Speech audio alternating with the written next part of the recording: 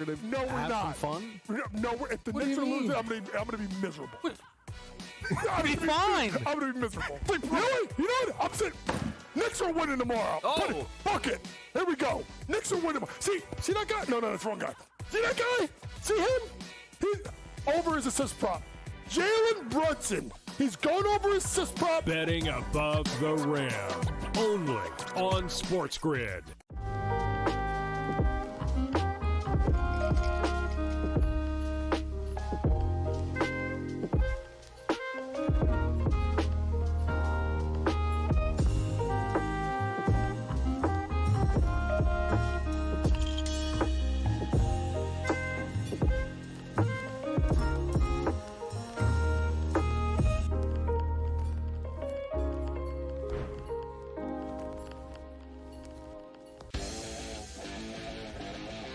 Heard yesterday that he's got no shot to win the Cy Young because it's going to Skubal again. Skubal's winning the Cy Young, no shot for free. They're both terrific. They both have incredible numbers and credentials and stats and strikeouts and ERA and everything, like every single category.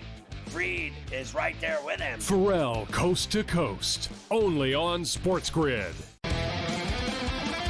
Face. He's the new face. New face of what? The hell are you talking about? Like seriously. Oh, the new face of the NBA, Anthony. Yeah, okay. You know what I mean? Like, really? Guy's got 2 shots. You're the face of the NBA. Slow down. He's a good player.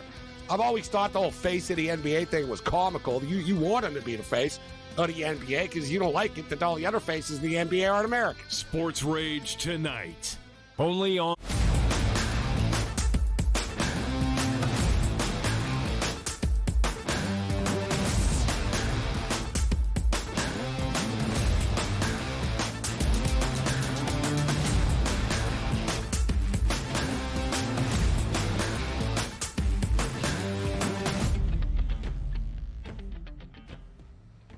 We welcome you to hour number 3 live right here on this Monday morning on the early line on SportsGrid. A new week now underway on TEL. He is Donnie right side. I am Ben Stevens. Rounding out our 3 hours together in this third and final up until 11 a.m. Eastern time. There is plenty of baseball to discuss. We'll talk about the games around MLB on this Monday. We'll talk about a World Series rematch over the weekend in Los Angeles. And was it a World Series preview? Maybe we'll talk a little bit about the NCAA baseball tournament with 6 Game 7s, the final one in each of the regional sites to decide a bid to the Super Regional. And, of course, action at the Women's College World Series as well. Down to our final 4 teams in Oklahoma City. Might we already know the championship series by the end of this Monday at the WCWS. And then Tom Vecchio will join for the prop perspective later on in this third hour as well. An early look at both the NBA and Stanley Cup finals starting this week as well. A lot of stuff to go over, which includes, is college baseball in a better spot if we don't wind up in Omaha and we go to a great destination like Miami, like Philadelphia, like Boston, like Los Angeles? You know what I mean? There's so many good opportunities here to spread the wealth and let everybody enjoy a place they can all get to. Because is there even an airport in Omaha? Like, I'm not even sure how they get around over there. So, listen, I have taken a lot of your shots throughout the year about the beautiful sports hosting cities the Midwestern portion of this country possesses. There is no greater place for the College World Series in baseball than that of Omaha, Nebraska. The history, the tradition, how the entire city for a 2-week span revolves itself around the greatest show on dirt. Spoken like somebody who has never been to Omaha, Nebraska, and has never attended the CWS. And by the way, for the Women's College World Series, Oklahoma City seems to be one of the great atmospheres in sports. Again, I have taken your shots. I understand the nightlife perhaps in Omaha does not have the same appeal of a Miami. Despite you being incorrect with these takes and opinions, that's okay. One thing we will not stand for, though, is Eppley Airfield in Omaha, Nebraska. One of the great and most efficient airports this country has. You are in and out DRS, either arriving or departing in about 10, 15 minutes. So one of the great things that Omaha presents as a city is the efficiency of its airport. You would think, you big city guy here in Philadelphia, maybe even Newark, New Jersey, you could appreciate the efficiency of a smaller airport that operates highly successfully. Well, you only got to get one plane in and out a day. You're probably going to be pretty successful with that at that point. Right now, as you take a look at that, so there you go, man. One plane, one for one every day, man. That's the way to do it. Congratulations, I Omaha. would rather fly in and out of Omaha, Nebraska than JFK or Newark each and every time, which is where many World Series fans might be flying into come late October, November, based on this previous weekend. A World Series rematch between the Yankees and the Dodgers, and maybe, just maybe, a World Series preview. Does the public believe it will be the Yanks and the Dodgers once again come late October, early November? That was the question to all of you in Fade the Public.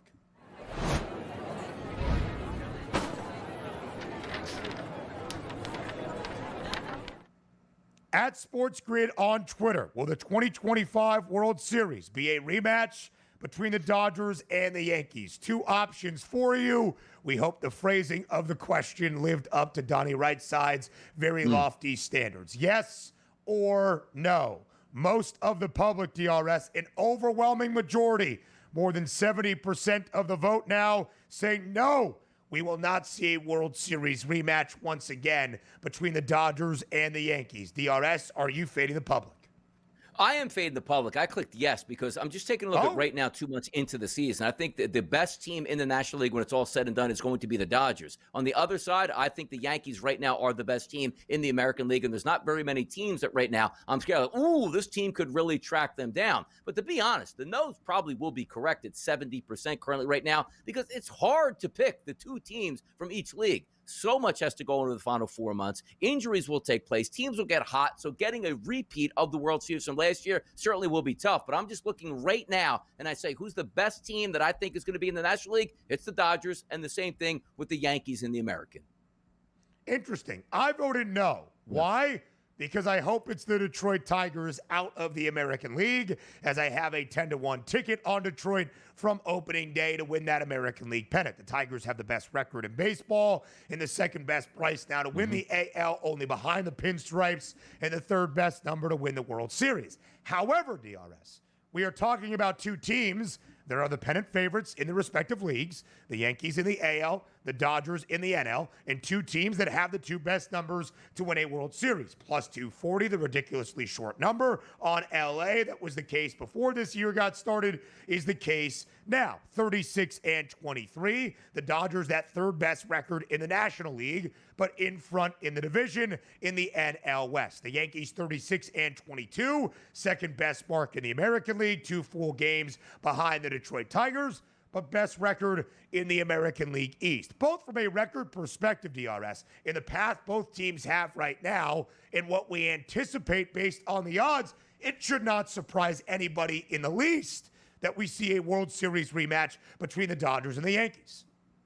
No, it's certainly, because again, we're talking about the talent levels and also two big market teams that had the ability to go out and spend and trade prospects at the trade deadline and not have to worry about hitting a certain apron or a luxury tax level that they can't afford. They certainly can do that, because when you're trying to measure up and you say, okay, look at the odds right now. It is Dodgers, Yankees. You take the top two and you move it forward. But understand this too, as we just said, these changes will be a lot different because the teams that you see now, let's just say neither team gets injured and or fails in the standings over the next 1.5 months here till we get to the trade deadline, they're still going to add on because they understand that window is theirs now to win it. The Dodgers aren't going like, whoa, man, like 5 years, we're really going to have a high payroll at this point. They don't care about that. They care about winning right now, and they have the prospects to do it. So for me, I look at it and say, okay, if I like the Yankees right now, and I like the Dodgers right now already as is, I think they're actually going to be a better baseball team by the time we get post-deadline than they are actually right now. So it sort of fortifies my opinion. But again, the people that voted the no probably will be correct. The Tigers are good. The Phillies are good. The Mets are good. The Cubs are good. Those teams will get hot with a legitimate chance to knock off those.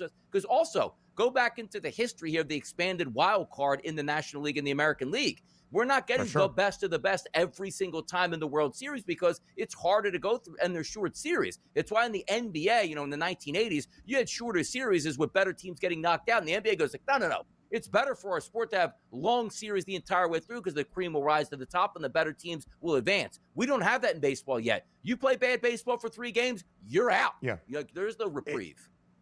Donnie, when the Yankees and the Dodgers met last year, it was the first time in the 3 full seasons that fully and officially MLB had expanded post-pandemic that we saw those favorites or the biggest brands reach a World Series to face off against one another. And again, the number right now on the Dodgers and the Yankees to meet up in the World Series is plus 650. For anybody else, for any of the other 28 clubs, even if the Dodgers win the NL and we get a different representative in the American League, or vice versa, Yankees win the AL, different representative in the NL, so you're taking the field, it's probably a minus 1,000 price. It would not be shocking either way to see a rematch or either the Yankees or the Dodgers to fall short. Now, our producer extraordinaire, Joe Frizo, was going to give 2 more options, DRS, in the Fade the Public poll, but did not want to anger you to start off a new week. It was going to be an additional, no, the Dodgers will not make it,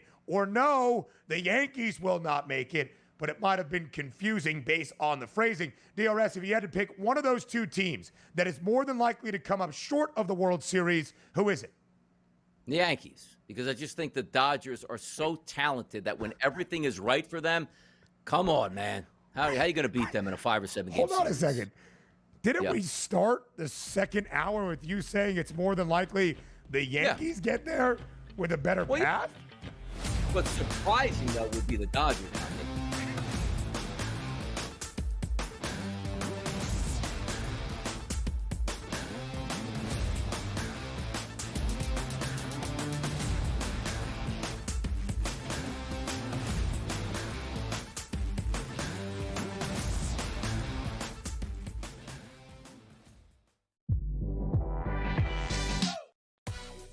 No, we're not. Fun?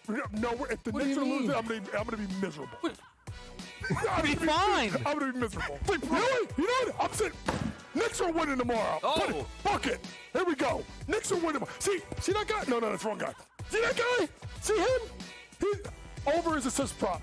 Jalen Brunson. He's going over his assist prop. Betting above the rim. Only on SportsGrid.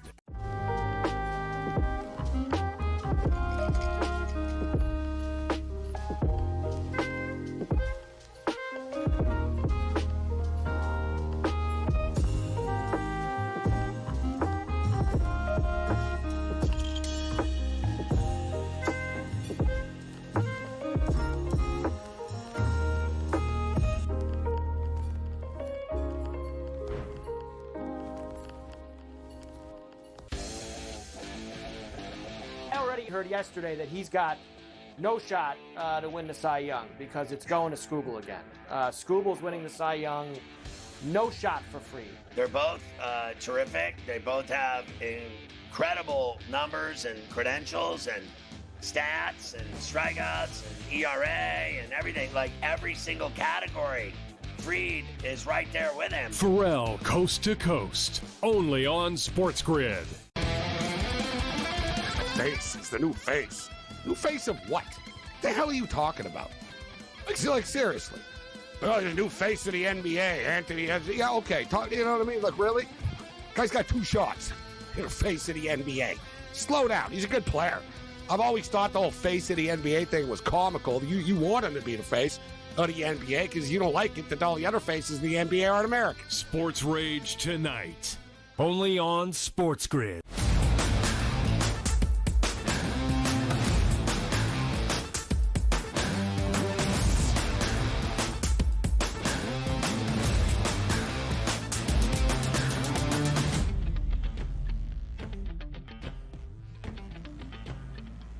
So I think something needs to be clarified here as we start to preview our 7-game slate on this Monday around Major League Baseball. when we were recapping the weekend set between the Dodgers and the Yankees, we laid out the path for both of these teams. You look at the World Series odds, the Dodgers are a ridiculously short favorite, basically as LA has been the entirety of this year and early in the offseason as well. Plus 240, more than $3 in front of the Yankees. But there's only two teams from the American League, the Yanks and the Tigers, that have two of the 7 best prices to win a World Series. The other 5 teams, including LA, hail from the NL. So based on the path, despite the Dodgers being such a short favorite, maybe it's better for the Yankees to get back to a World Series, which I think is what Donnie was saying to start off hour 2. But then when I asked him who would he be most surprised by if they fell short of a World Series once again, he said the Dodgers. It sounded confusing. So DRS, please explain your thought process behind that philosophy here.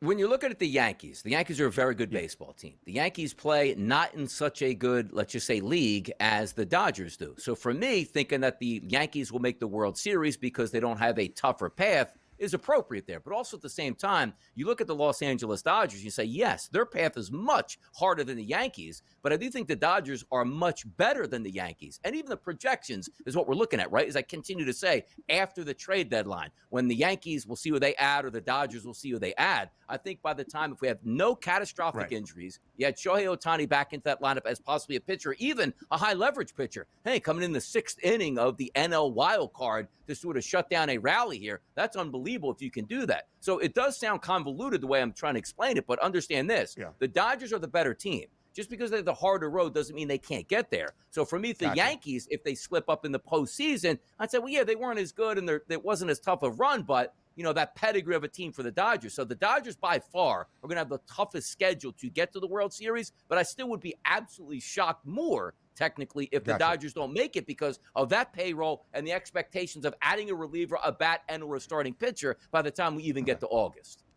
Okay, checks out. Great explanation. Thank you very much. Speaking of rematches and previews, it's an NLCS rematch this week, starting in LA on this Monday night, part of a 7-game slate around Major League Baseball. Yesterday and today, Lou Gehrig Day in MLB. Officially, it's June 2nd every year, but because we only have a 7-game slate, part of it was celebrated yesterday with the teams that are not in action wearing the patch of Gehrig's number 4 on the jersey. So, Lou Gehrig Day today and a marquee matchup on this Monday night, an NLCS rematch between the Dodgers and the New York Mets. We have already seen our first championship series rematch from last year in the National League. Last weekend, between the Mets and the Dodgers, it was up in Queens. The Amazons taking 2 of 3 to win the weekend set. Today, DRS, the Dodgers a home favorite at the Ravine at -164 to start this second series of the year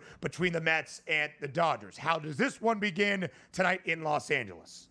We might get some runs in this one. Like Paul Blackburn, like you always remember him from like his Oakland Athletics days. Not a great pitcher overall. Going to make his debut in Major League Baseball this season after pitching in the minors, which again hasn't had a lot of success even in minor league baseball. And you're coming up to the big leagues now. Ohtani, Betts, Freeman, Hernandez, Muncy, Páez, Conforto, Rushing, and Edman look to be the estimated 1 through 9 in that lineup. And a lot of those guys, regardless of left-hander, right-hander, pedigree pitcher or not, they've done extremely well. Also temperatures in Chavez Ravine, a little bit cooler than we saw in that Yankee series. Mid-60s here, light wind blowing out to center field. But the New York Mets on their side going up against Dustin May. May has struggled a little bit, particularly over the last 30 days against right-handed batters. You finally saw Pete Alonso get a home run yesterday. Could he be into the mix? But also taking a look at Francisco Lindor, Brandon Nimmo, Juan Soto, Pete Alonso, Brett Beatty, Jared Young, and also McNeil, all having high ISO power numbers against right-handed pitching here. So for my money, I do think that the Dodgers are the better team tonight because I'm not trusting Paul Blackburn. But number 2, maybe a better look would be the total on both sides here. Why can't we get runs? We got a lot of runs in that Yankees-Dodgers series all the way through those 3 games, each and every one of those games hitting the over. Why can't we get 10 runs again tonight?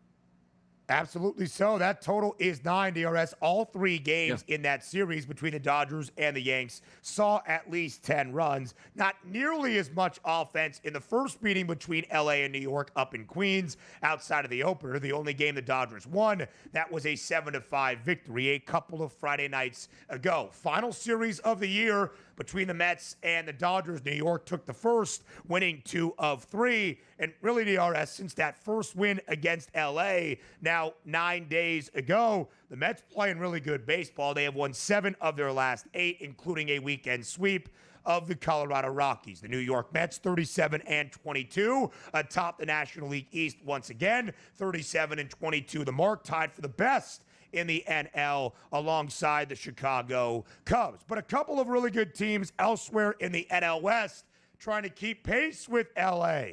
That would be both the Giants and the Padres. San Diego stumbling a little bit as of late after their historic start to this year. These two teams face off today up in Northern California. The Giants a hefty favorite with their ace Logan Webb on the bump, -174. Total is 7. What is the play for this California and divisional duel?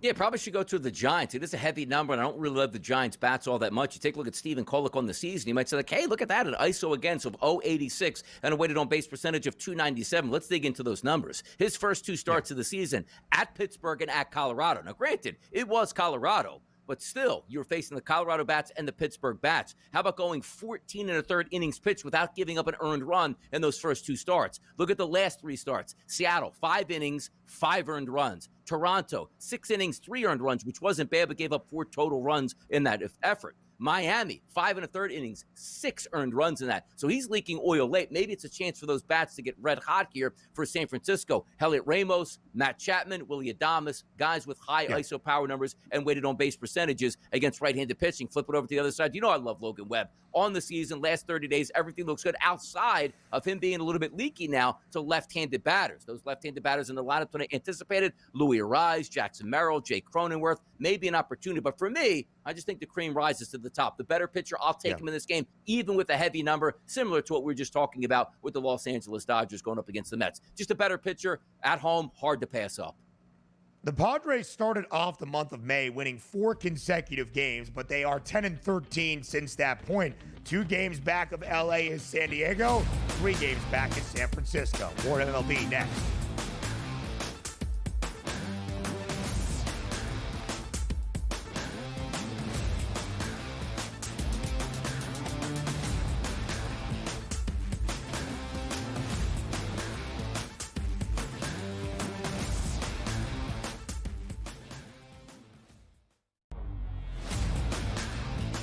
Falcons are actually relieved that he's kind of not there to create more of a distraction. Look, I mean, I said it the day it happened. It was one of the stupider decisions I've ever seen by a professional NFL franchise to sign a quarterback to a $180 million contract and then draft his replacement exactly 5 weeks later. This was a terrible organizational decision by the Falcons. Now, they're going to spin this, and this is what's annoying about the Falcons and their PR staff. They're going to spin this as if this is the plan we had all along. This is the plan that when, Kirk Cousins either got hurt or didn't play well or got too old, we were going to have Penix come in. And guess what? The new plan is now we're going to keep Kirk Cousins as a backup. So if Michael Penix gets hurt, we told you so. We were right for keeping him on the roster. We were smart for keeping him here. No, this whole thing has been an abject disaster. The Early Line, only on SportsGrid. The game is on. The stakes are high. But the action isn't just on the field. He's rearranging that rim. Get it inside! SportsGrid's in-game live. Your ultimate second screen experience. A little flyer, couple of 15.5-point live line. Every prop, every play, every day. Anything can happen. It's complete chaos. It's smarter to be on SportsGrid. The Steelers' interest in Aaron Rodgers as a joke. Your boy went off about the entire situation and why it taken so long to forget him. Terry Bradshaw getting involved. Yeah, insane. Basically, what are you bringing him in for 1 year? All of this drama for 1 year at this guy where he is now in his career is he's washed. Pharrell Coast to Coast, only on SportsGrid.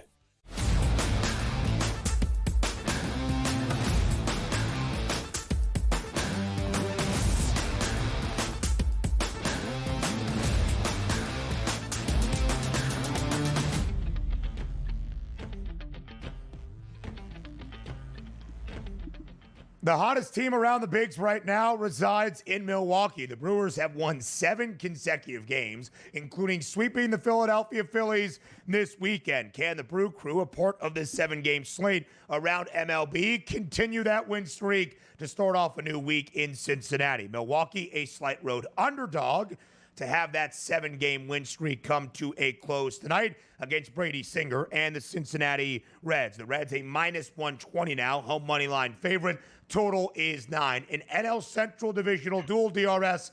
Does that win streak reach 8 for the Brewers today? It could. 2 pitchers there that certainly not going in the right direction for what you're looking to handicap and say, I think this game stays under the total. You see a 9 there. It's a Great American Ballpark, one of the better hitting ballparks in the National League, if not across Major League Baseball. 74-degree temperatures today. Starting to see that little, rise in the barometer and rise in the temperatures, which is fantastic. You take a look at that, too, because you say to yourselves, the last 2 weeks, a little bit cooler temperatures. Now the East Coast going to heat up midweek here, Ben. You're looking at 87, 88, 89 degrees, which is great. So some of that front is starting to move across the country. But let's understand this. Aaron Savali hasn't had a lot of innings pitched on the season so far. Only 12 innings pitched, but he's got an ERA of 6 and an xFIP number of 5.46. A right-handed pitcher struggling with lefties, and you don't want to struggle with lefties if you're taking on the Cincinnati Reds. TJ Friedel, his last 72 at-bats against right-handed pitching. Stellar, ISO of 211, weighted on base percentage of 495. Ellie De La Cruz, you watch him launch a bomb last night. 75 at-bats in his last 30 days against right-handed pitching. A 319 ISO and a weighted on base percentage of 398. Will Benson, 53 at-bats against right-handed pitching. How about a 383 ISO and a 440 weighted on base percentage? And Jake Fraley, only 13 at-bats, but a 600 ISO power number in his last 13 at-bats against right-handed pitching. I do think a team total might be in order here for the Cincinnati Reds, if not a victory. However, Brady Singer on the mound for the Reds. Not a great pitcher either. Right-handed pitcher struggling over the past 30 days with both right-handed bats and, more importantly, left-handed bats. Bryce Terang, Christian Yelich, Sal Frelick, Rhys Hoskins, all have decent numbers. But if I had to pick one batter in the lineup tonight for the Milwaukee Brewers to get an RBI or do some damage, it's probably Yelich. His last 72 at-bats against right-handed pitching, a 279 ISO, and a weighted on-base percentage of 367. The lineup doesn't look that great tonight here for the Milwaukee Brewers on the road. Maybe a slight lean here with the bats on the Cincinnati Reds. I like that. Total is 9, and DRS is correct. The temps are heating up this week. Our first week of June, it feels like we are starting to get to summer. Will that be the case inside Fenway Park tonight as well? The Red Sox play host to the LA Angels. Donnie, at least the odds makers are expecting to see some scoring. Total is 9.5. A little bit of juice on the over in this Boston battle. Can we expect offense tonight inside Fenway? You probably should get it. Tyler Anderson, like that high xFIP guy, comes into this game, 61 innings pitched on the season, a good ERA of 3.39, but his xFIP of 5.21. When does he absolutely just start to get shelled on a night-to-night basis? Here's the issue. 64-degree temperatures, which, again, isn't great, but certainly not what you anticipate for the month of June. Light winds blowing out to right center field. But if you look at the Boston Red Sox lineup over its past 30 days against left-handed pitching, it hasn't been great. Devers, Narvaez, and Refsnyder all have very good statistics against lefties, but the rest of the lineup, Durant, Campbell, Story, Toro, Meyer, and also Raffaella, all terrible. So it's not something I want to sort of jump into, but if you're looking at left-handed pitchers, maybe Rafael Devers can catch one tonight, but Rob Refsnyder does have some better statistics. Not a great lineup there. But for the Angels on the other side, Richard Fitz, look, only 82 batters that he's faced on the season so far. He's got a decent ERA at 2.70, but a higher xFIP of 4.43. If you're just looking at xFIP tonight, based on those analytical numbers, we probably should be more overs than unders in this one. Yohan Moncada, Taylor Ward, Joe Adell all have really good statistics against right-handed pitching, but just not two pitchers that I'm happy with saying, you know what, I definitely want to fade him because this game could be 2-1 in the 5th inning. This game could be 5-4 in the 5th inning. So a tough one here with a couple batters that you just might want to pick out, but we're waiting on those warmer temperatures to invade Boston, help push that ball over the fence. The Sox did take the weekend away in Atlanta, a rematch of rivalry weekend against the Atlanta Braves. The Braves still struggling, sub 500. The Red Sox did win the weekend, but yet still sub 500 by 3 games, 29-32. The good news for Boston, they entered the weekend in the A, riding a 5-game skid. That came to a close. They won the weekend against the Braves. By the way, Atlanta, 27-31, getting more precarious by the day. The Braves can even muster up a rally to reach the National League postseason in the expanded playoffs. Fork watch very much on DRS for those Atlanta Braves. It is a 7-game slate on Lou Gehrig Day officially in Major League Baseball. We will round out the final 3 matchups that you need to know, including baseball's best on the road on the south side of Chicago. Next.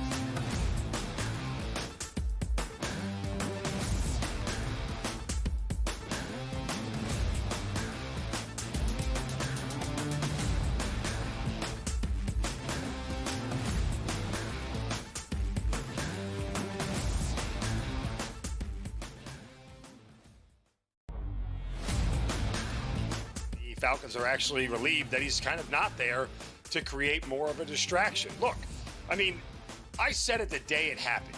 It was one of the stupider decisions I've ever seen by a professional NFL franchise to sign a quarterback to a $180 million contract and then draft his replacement exactly 5 weeks later. This was a terrible organizational decision by the Falcons.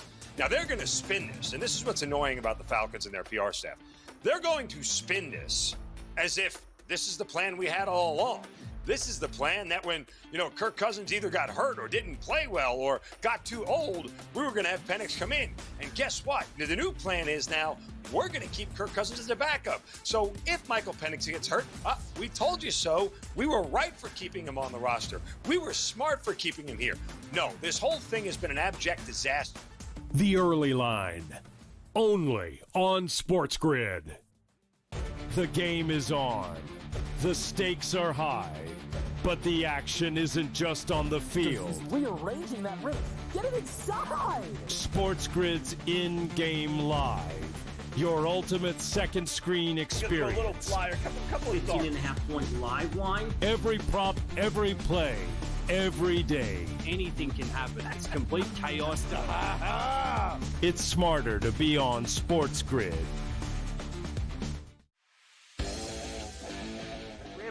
The Steelers' interest in Aaron Rodgers as a joke. Your boy went off about the entire situation and why it taken so long to forget him. Terry Bradshaw getting involved. Yeah, and saying basically, what are you bringing him in for 1 year? All of this drama for 1 year at this guy, where he is now in his career is he's washed. Pharrell Coast to Coast, only on SportsGrid.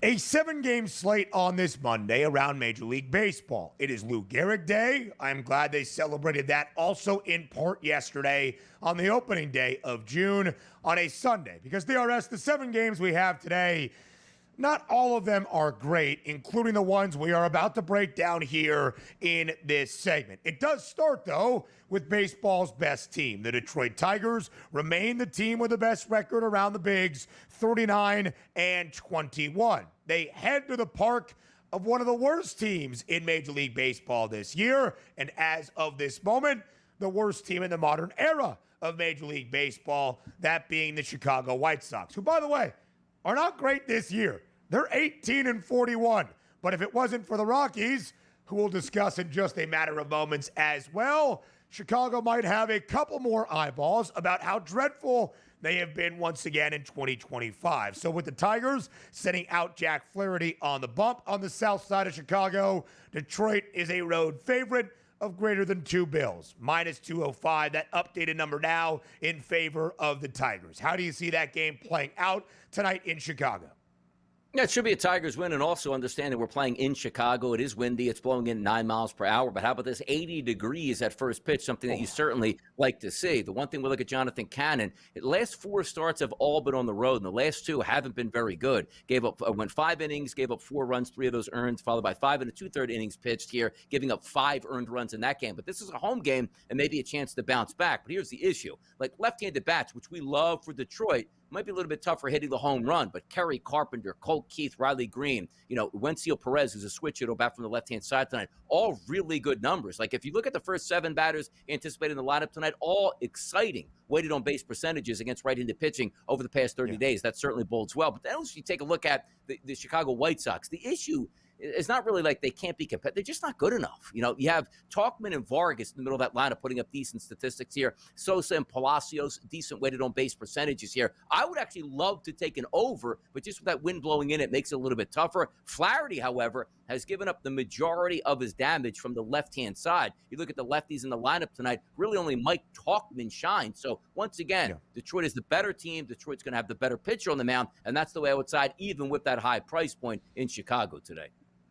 The Tigers 39-21, best record in the bigs, a 1.5 cushion currently over both the Mets and the Cubs from the NL for the best overall mark in Major League Baseball. 2-game advantage over the New York Yankees for the best record in the American League, and a 6-game lead already for Detroit within the division in the American League Central. 6 games in front of Cleveland, 7 games in front of Minnesota. The Twins, who currently hold the longest win streak this year in Major League Baseball at 13 in a row, since that 13-game win streak are 5-7. Minnesota dropped the final 2 games of their weekend series away in Seattle to lose the set against the M's. Minnesota remains on the West Coast as they head to Sacramento today to take on the A's. The Twins are a road favorite today, -162 in Sacktown against the Athletics. Total 9.5. How does this series start this week, DRS, in California's capital?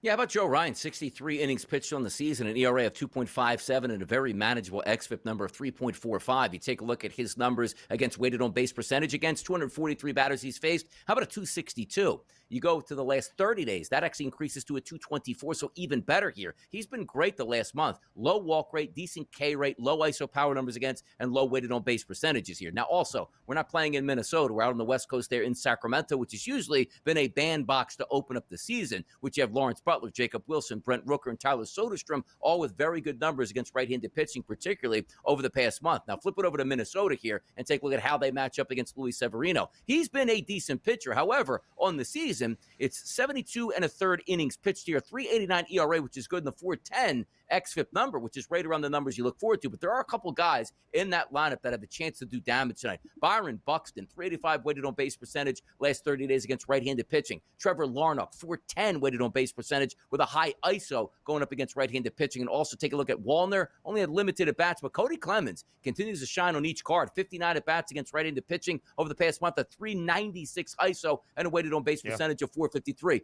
Usually we're just fading the ballpark out there and the pitcher's pitching into it saying, that's just going to go over. It's hard to say I love both of these lineups, but there are spots here, like we just talked about, Buxton, Larnach, and Clemens, who have legitimate chances to get RBI. And anytime you play in a smaller ballpark with those hot temperatures in Sacramento, you sort of want to glom onto that. That's the way I would play with those 3 batters from Minnesota, as opposed to taking a side, even though I do feel the Twins have the better pitcher on the mound tonight. DRS, you mentioned some of the offense for the Athletics. Larry Butler is fantastic. Jacob Wilson having a great rookie season in the bigs. Right now, to win the American League Rookie of the Year, the A's Jacob Wilson is -440 to win the hardware. But big news, of course, over the weekend, late last night, Jack Caglione has been called up by the Kansas City Royals, the 6th overall pick in last summer's MLB draft. In July, he is now already on his way up to the major leagues. He has been sensational in minor league ball. The Royals off today, on the road tomorrow, starting a rivalry week against the St. Louis Cardinals in the Show Me State Showdown against the Redbirds, who have been great this year. Notice the number. Jacob Wilson, -440. Caglione, at this moment, second best price before his Major League Baseball career debut at 12-1 to win AL Rookie of the Year. Now, I did mention we would talk about the White Sox in comparison to the Rockies. Chicago, worst team in the modern era of Major League Baseball. Modern era, by the way, is not like 1984. It dates all the way back to 1901. Chicago last year, 41-121. Worst team again in the modern era of Major League Baseball history. What was the Chicago's mark at the 59-game mark of the 2024 campaign?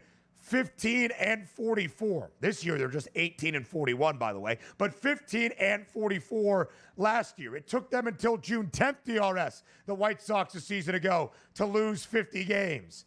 The Rockies are already there as of June 1st in that 59-game mark. 9-50 is the record for the Rocks, the worst through 59 games in the modern era of Major League Baseball. On pace to lose 137 games, and now riding their fourth different 8-game losing skid of this season. Might it end tonight, DRS, in South Florida against the Marlins? The odds maker's not so certain. -200, the price you see on your screen. It's still close to that, -198. What's the play in Miami today? This number is wild here, even for the Marlins, -200. Now, Max Meyer does have some pedigree, but how about this, Ben? It was last 6 starts, only 1 good start. They get 5 bad starts, 1 good start, and then all of a sudden you're with the Marlins and you're a heavy favorite at -200. Just shows you how bad the Colorado Rockies have been. I lost yesterday on a team total with the Marlins at 3.5, which they stranded the bases loaded in the 7th and 8th innings. Just needed 1 base hit away, would have clipped that one, but weren't able to do it. But as I said, Max Meyer, not a great last 30 days, and you got 4 hitters in the lineup. Beck, Tovar, Goodman, and McMahon, all high elevated ISO power numbers and weighted on base percentages against right-handed pitching over the past month. If we flip it over to Miami, the lineup actually looks good. It looked good yesterday. They just weren't able to get a hook. I think they still had 9 base hits yesterday, but only 2 runs. That should change because Herman Marquez is on the mound, one of the worst pitchers in Major League Baseball, particularly because of his high xFIP numbers and inability to get out right-handed batters. Take a look at this. Jesus Sanchez, Otto Lopez, Augustin Ramirez, Kyle Stowers, Connor Norby, and Liam Hicks, all sky-high ISO power numbers and weighted on base percentages. And for the most part of the lineup, pretty good walk numbers and low K rates here. We should get some runs in South Beach tonight. I look at that -200. I just want to fade the Rockies? Not necessarily, but I take a look at that 8 and say to myself, with these 2 pitchers here, I know it's a big ballpark. Why can't we get 8+ runs in this game and cash a ticket on the over? The batters, who are seeming like tonight, they should have the advantage. Now, I have not checked into these numbers, but you would almost have to assume this is the first game for the Fish this year is nearly a $2 minus money line favorite. Miami is 23-34 this season. They are 11 games below 500. They are in the cellar of the National League East. They have a minus run differential, a negative run differential of -79. Second worst in the NL. Of course, Colorado at -185 is the worst in baseball. Tom Vecchio next.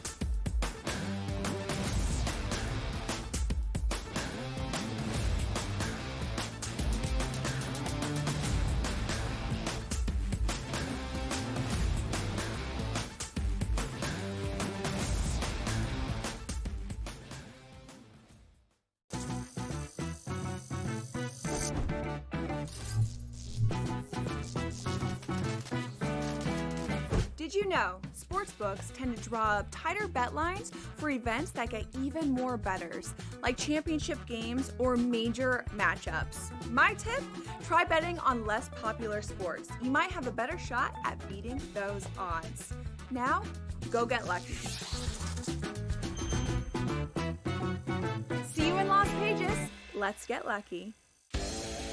Chiefs Chargers in Brazil on Friday on YouTube. They're going to give everyone that game for free. They're so generous because the rest of the season they're going to fleece you for all your money. That's one, Scott. That division to me, based on what's happened to the Chiefs the last couple seasons, that division, the AFC West, could be up for grabs here. I know Chiefs fans think I'm probably out of my mind. Pharrell, coast to coast, only on SportsGrid. I actually like the fact that they went 7 games against a quality opponent here and still had to face adversity even in a game number 7. How are we setting up this next series where they rested Minnesota Timberwolves team taking on OKC fresh from the fight here? They had an extremely, maybe it's just too strong a statement to say, easier pathway than people thought, particularly because of their size. The early line, only on SportsGrid. The game is on. The stakes are high, but the action isn't just on the field. He's rearranging that roof. Get it inside! SportsGrid's in-game live. Your ultimate second screen experience. A little flyer, couple of thoughts. 18.5 point live line. Every prop, every play. every day. Anything can happen. It's complete chaos. It's smarter to be on SportsGrid.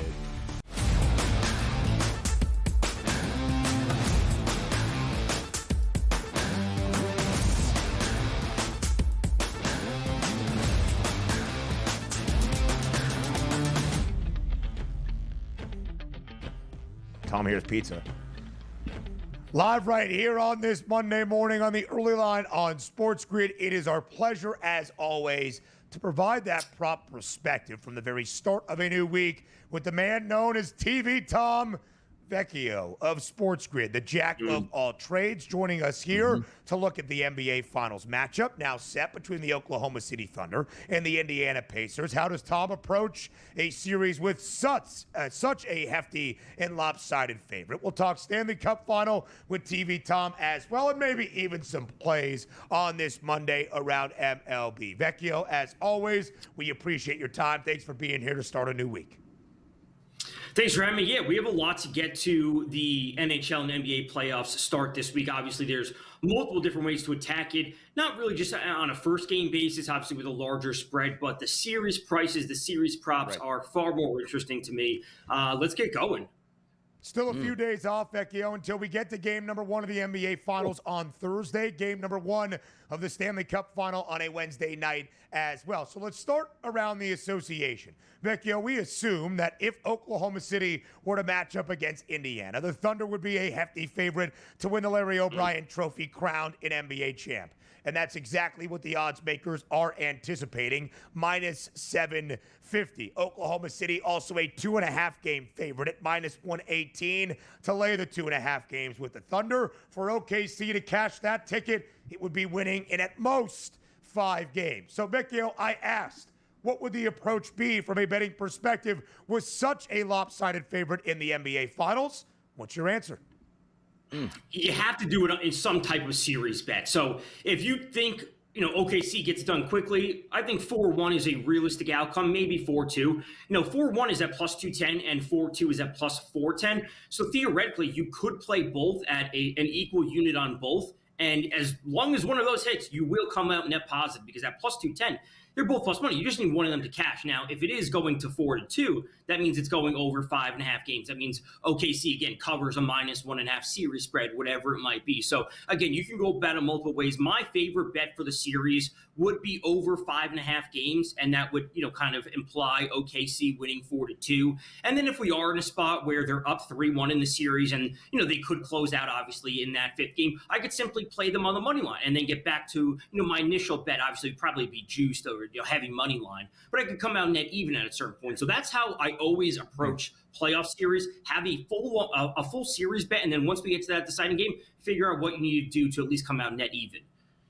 Yeah, I'm with you. I think it does go 6 games in this, because I think we're shorthanding again the Indiana Pacers, which has been that way for the regular season and into the playoffs, where that's a good squad where you just need to get one on Oklahoma City's floor, and they'll see if they can do that. But if we do, let's just say, have a 5, 6, or even a 7-game series, somebody's going to be the MVP here of this series. A heavy favorite for SGA at a minus 550 price here at the FanDuel Sportsbook here, Tom. Halliburton, Siakam, Williams, Holmgren behind them. Is it SGA's to win? Of course, he's heavily favored. But could you see somebody else stealing this, even if it was a Pacers victory? Who could it be from their side?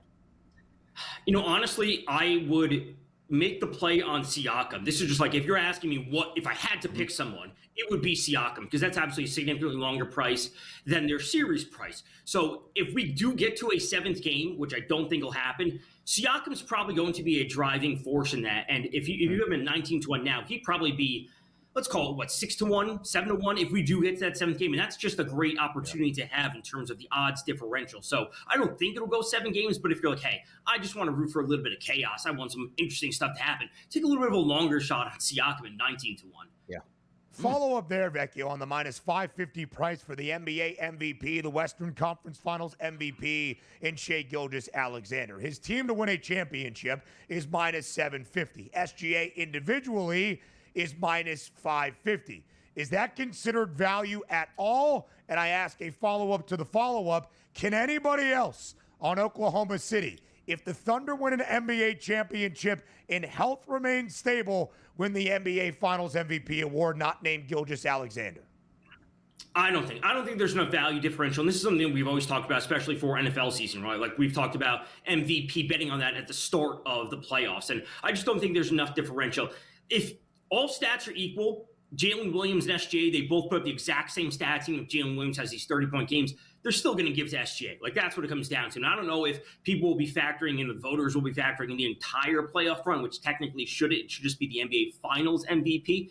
But SGA, like the storyline has been written where he wins MVP and now he's on a path to win Finals MVP. OKC wins in 5, maybe 6 games. SGA comes away with it. Like it is a pretty chalky outcome this year. How about the game number 1 as we take a look at a pretty chalky outcome anticipated here at the FanDuel Sportsbook? How about a 9-point favorite for OKC, but a total we love, 230.5. We're expecting points and possibly a blowout. What are the expectations for you, Tom, on Thursday night in game number 1? If there's any chance for Indiana, it's going to be catching them in game 1, as we saw Denver do. Like they got to come out, they got to punch them in the mouth, and So I'm interested in just taking the 9 points with Indiana. I think they would be live on the money line, and it's kind of one of the same situations. Like, listen, 9's a lot for OKC. Yeah, they've been blowing out teams by 15, 20 points consistently in the playoffs, in the regular season, whatever it is. I honestly think you can play both sides. Play Indiana now at 9, and if they do get off to a hot start, awesome. Grab OKC live at -2, -3, and then you have the best of both worlds. I think we see some points in that first game, but man, if there's any chance for Indiana, they got to win game 1, and then honestly, you could play the series again, different series props, and OKC still comes out with the victory. 230.5 is that number for game number 1, and from the over-under perspective, the Pacers are a 5.5-point underdog in that opening half if they try to start fast against Oklahoma City. Let's look at the Cup final odds right now, Vecchio, on the ice. Of course, a much tighter series expected between the Oilers and the Panthers in the Stanley Cup rematch. Last year, it was Florida edging out Edmonton in a 7th game after taking an early 3-0 lead in the Cup final. Edmonton returned to force that game 7 with 3 straight wins. But ultimately, the Panthers hoisted the Cup. Will this rematch result in the same outcome as a season ago? It won't. We will see the Oilers come away with the victory. That is my take for this series. I know we're coming up against the break. We can get into more of this on the other side, but it's not going to be the 3-0 on one side and a complete swing back to another 3-0 to force game 7. I see us juggling back and forth. One team takes one, the other team takes another, and that's how ultimately I'll play the series. And I think the Oilers do come away with the victory, either 4-2 or 4-3. We'll talk about why Vecchio believes it's the Oilers and the outcome of the Stanley Cup final up next. Now we bid adieu to Donnie Rightside. Have fun on the money line. We'll talk tomorrow.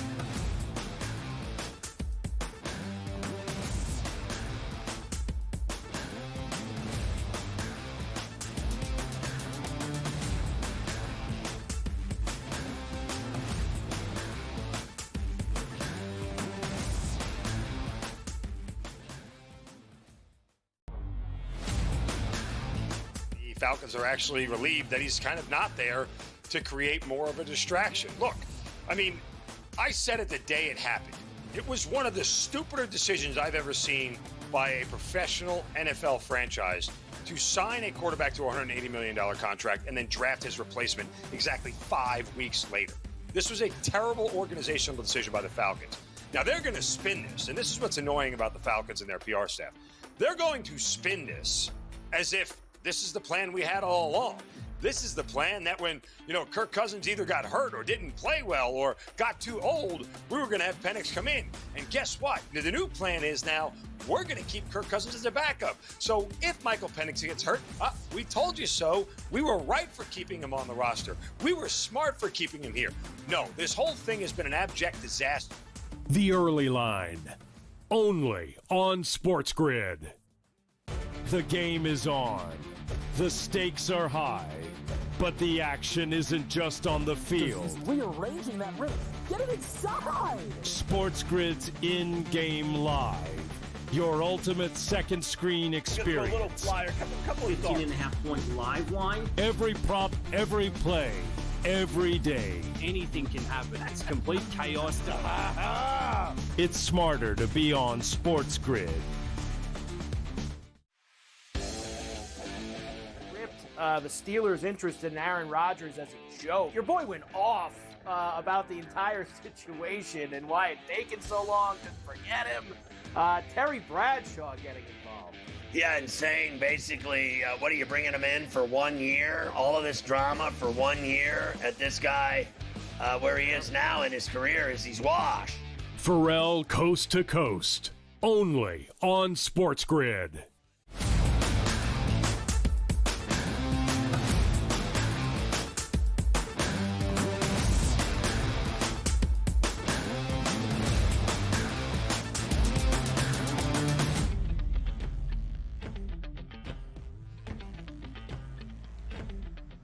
TV Tom Vecchio is still here for this final segment as we round out our 3 hours on the opening day of a new week. It's a Monday on the early line. Vecchio, right before the break, you told us that in the Stanley Cup final rematch between the Florida Panthers and the Edmonton Oilers, the Panthers hoisting that cup after a 7-game wild series last year, you do not anticipate the same exact result. You believe the Oilers will bring Lord Stanley's Cup back to Canada for the first time in more than 3 decades. Vecchio, when you look at the series prices in this tightly contested set that we are anticipating in the Cup final, why do you give the edge to Edmonton?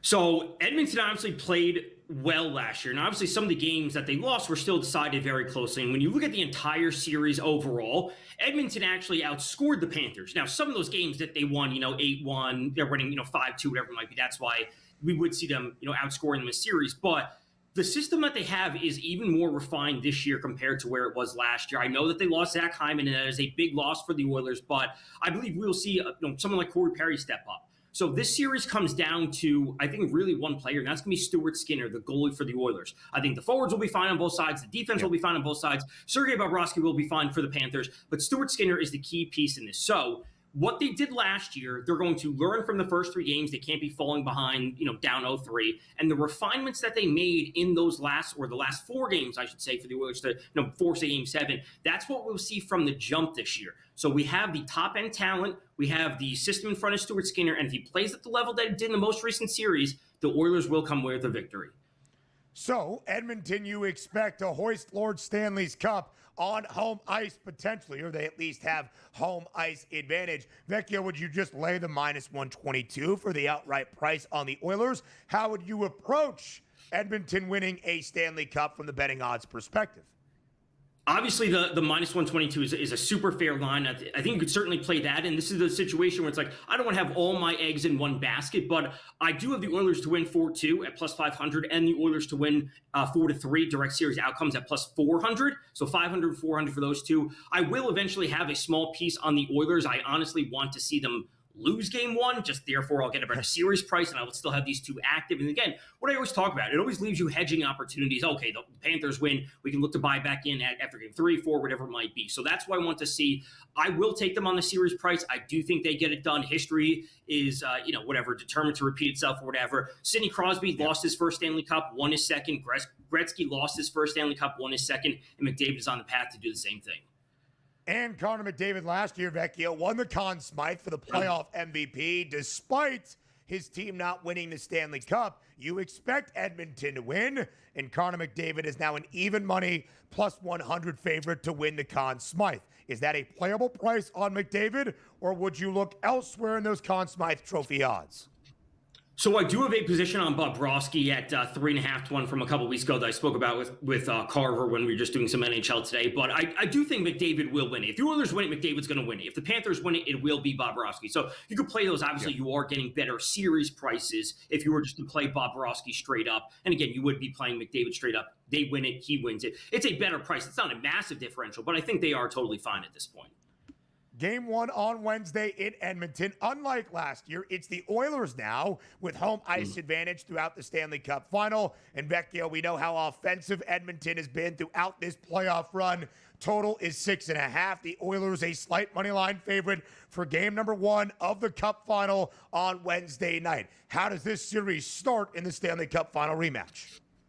if they're going to be hanging 6.5, I am going to be taking unders. And, I always talk about, if it starts off 5.5 when we get an early go, then we take live 6.5 unders. Some of these games will go over. 2 of the first 3 will go over, whatever it might be. And then we're going to start to see 5.5. So, again, the 5.5s are tough because the team loses, they're losing 3-2 and then the empty net, then it's 4-2 and you end up losing. So if we're going to be getting 6.5s to start, we could start playing unders. And then if 5.5 shifts, then we talk about live overs at that point. This is why the guy is the jack of all trades as we continue to break it down. A theme for us, Vecchio, throughout this Monday following the World Series rematch in LA over the weekend, the Dodgers and the Yankees. Was it not just a rematch, but a potential preview? Do you believe it will be the Dodgers and the Yankees once again in a World Series in 2025?